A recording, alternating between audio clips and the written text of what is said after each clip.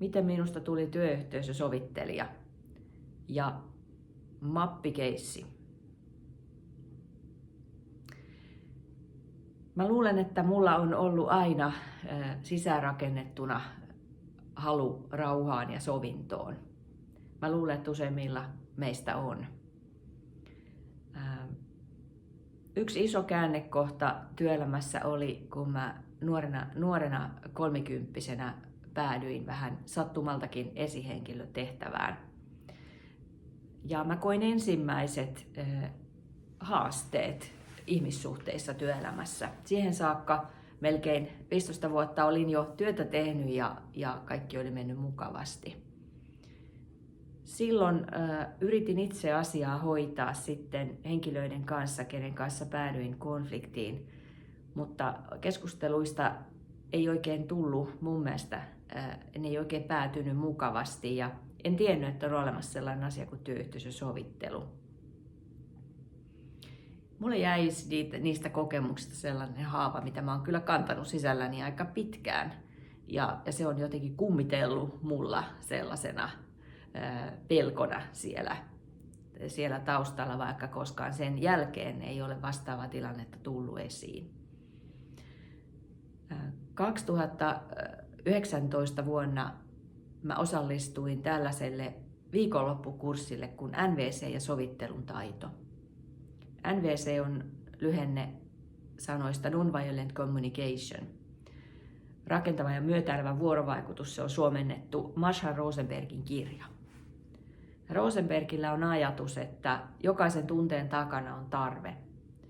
Ja kun pääsemme kiinni siihen tarpeeseen, niin silloin ihmisestä tuntuu, että hän on tullut kuulluksi ja nähdyksi. Pelkälle tunteen tasolle jääminen voi joskus olla vähän vellomista, mutta kun päästään kiinni tarpeeseen, olen kiukkuinen siksi, että kaipaan läheisyyttä, olisi vaikka se yksi kaava siinä. Jos jäämme siihen kiukkuun, niin näemme vaan sen kiukun. Mutta kiukun takana voi olla jotakin muuta, tämä vain esimerkkinä, ja vaikkapa se läheisyyden tarve, sylin tarve. Tämä jotenkin kolahti muhun ja tosiaan lähdin tällaiselle viikonloppukurssille. Ja siellä tehtiin vaikuttavia harjoituksia kouluttajan sovittelijan johdolla. Ja hän kertoi omasta työstään. Ja harjoitukset osoitti mulle, että kuinka paljon, kun mä olin luullut, että mähän aika lailla mukavasti vuorovaikutan ja rakentavasti, mutta harjoituksissa tuli esiin sellaisia tilanteita, että minä tyrmäsin tahtomattanikin vastapuolen. Ja ne todella herätti mua jotenkin, vähän järkytti ja herätti. Lisäksi kouluttaja kertoi sellaisen tarinan, joka on jäänyt mulle vahvasti mieleen. Kouluttaja oli toiminut sovittelijana erään esihenkilön pyynnöstä. Tämä esihenkilö oli jäämässä eläkkeelle vuoden päästä. Hänellä oli yksi työntekijä, jonka kanssa hänellä oli pitkään vuosia jo ollut aina vähän kahnausta. Ja tämä esihenkilö ajatteli, että hän haluaa ennen eläkkeelle jäämistä jotenkin tilit selväksi niin sanotusti tämän työntekijänsä kanssa. Ja siksi hän pyysi tämän sovittelijan auttamaan. No, sovittelija tapasi ensin yksin molemmat tunnin tapaamisessa, jonka jälkeen sitten järjestettiin tällaisia tapaamisia, missä he olivat yhdessä. Tähän ensimmäiseen tapaamiseen, yksilötapaamiseen, tämä työntekijä tuli ison paksun mapin kanssa. Ja hän ojensi sitä mappia sovittelijalle ja sanoi, että tässä on nyt mun mapissa on ne vääryydet, mitä mä oon kokenut niin kuin esihenkilön toimesta. Että tästä luepas nämä. Sovittelija tietysti kieltäytyi lukemasta ja sanoi, että keskustellaan nyt vaan tästä asiasta. Kerro mulle suullisesti. No, sitten jatkettiin siis yhteistapaamisilla Ja niitä oli jatkettu muutaman kerran. Niitä oli sitten säännöllisesti siitä eteenpäin ja sopua yritettiin saavuttaa. Kunnes jonkun kerran jälkeen tämä työntekijä sanoi, että tälle sovittelijalle kerran päätteeksi, että mä näen mihin sä pyrit, mutta mä en halua sitä.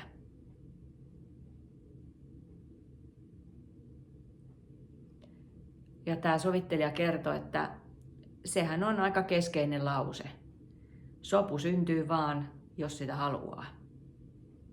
Ja niinpä siinä kävi, että sovitteluprosessi keskeytettiin, koska toisella osapuolella ei ollut halua sopia. Hän halusi jostakin syystä pitää mappinsa. Esihenkilö puolestaan sai kuitenkin sen fiiliksen, että mä oon ainakin yrittänyt.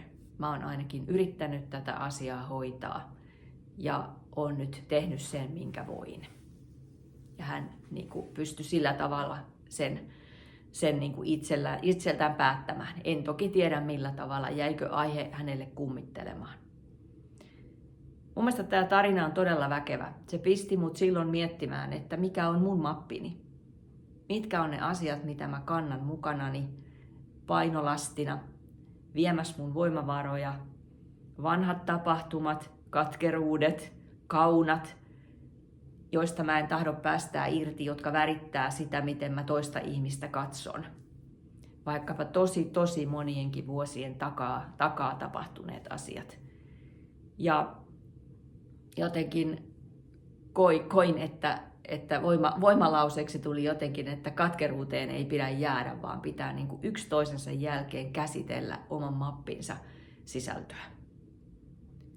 Pentti Saarikoskella on tästä myös runolause. Jokaisella meillä on tämänsä. Ja se on ihan vähän tätä samaa asiaa. Helmilause. Vaikka mä tein päätöksen silloin tanakasti, niin kyllä mä silti huomaan, että mulla niitä omia mappeja on vähän kevyempiä ja jotkut vähän painavampiakin vieläkin. Mutta kyllä mä osasta on pystynyt päästä irti. Ja nyt, miksi musta tuli työyhteisösovittelija, on se, että jos mä voin omalla työlläni vaikuttaa siihen, että jonkun mapin paino kevenee, tai hän jopa heittää mappinsa ja pystyy luomaan uudelleen yhteyden johonkin henkilöön, jonka kanssa se on katkennut tai huonossa jamassa, niin mä koen, että mä oon tehnyt tärkeää työtä silloin ja että mä oon tehnyt arvojeni mukaista työtä.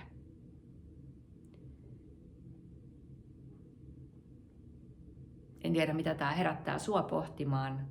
Mä huomaan, että mulla vähän oikeastaan tunteet tässä liikahtaa ja vähän liikuttuukin.